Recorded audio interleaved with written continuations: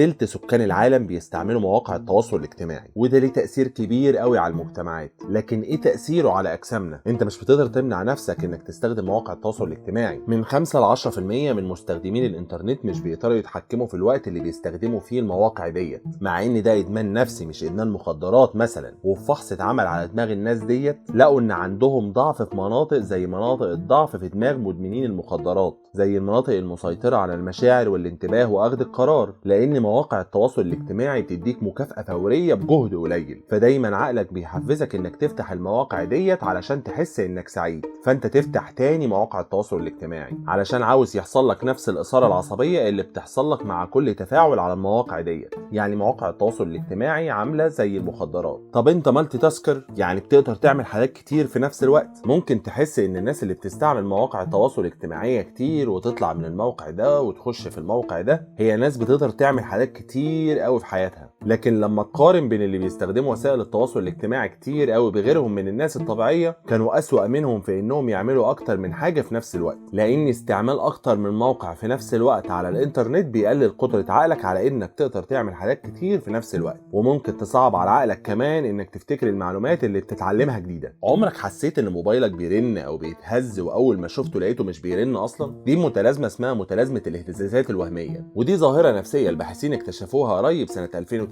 انك تحس ان تليفونك بيتهز وهو مش بيتهز ولا بيرن اصلا. في واحدة من الدراسات 89% للي خضعوا للدراسة قالوا ان بيحصل لهم الوهم دوت على الاقل مرة واحدة كل اسبوعين. فمن الواضح ان جسمنا بيضحك علينا، واي هزة بيقول عليها ان التليفون بيرن، او ان التليفونات ومواقع التواصل الاجتماعي غيرت نظامنا العصبي. وسائل التواصل الاجتماعي بتحفز عقلك انه يفرز الدوبامين. الدوبامين هي المادة اللي بتخليك حاسس بالسعادة. وفي تجربة عملها الباحثين باستخدام جهاز التصوير بالرنين المغناطيسي لقوا ان مركز المكافأة في عقول الناس نشط اكتر بكتير لما بيتكلموا عن رأيهم في اي حاجة، بعكس الوقت اللي بيسمعوا فيه لغيرهم. من 30 ل 40% من كلام الناس بينهم وبين بعضهم في الحياة الواقعية بتكون عن تجاربهم الشخصية. اما بالنسبة لوسائل التواصل الاجتماعي فبتوصل ل 80% من الناس بتتكلم عن نفسها. ولما بتستعمل وسائل التواصل الاجتماعي بتنشط في عقلك ساعتها الاجزاء اللي بتنشط في حالة العلاقات الجنسية والحب. وطبعا الكلام ده بيزيد لما تحس ان عندك جمهور وبيشوف كلامك. اجسامنا بيدينا مكافأة لما بنتكلم عن نفسنا على مواقع التواصل الاجتماعي. سلام.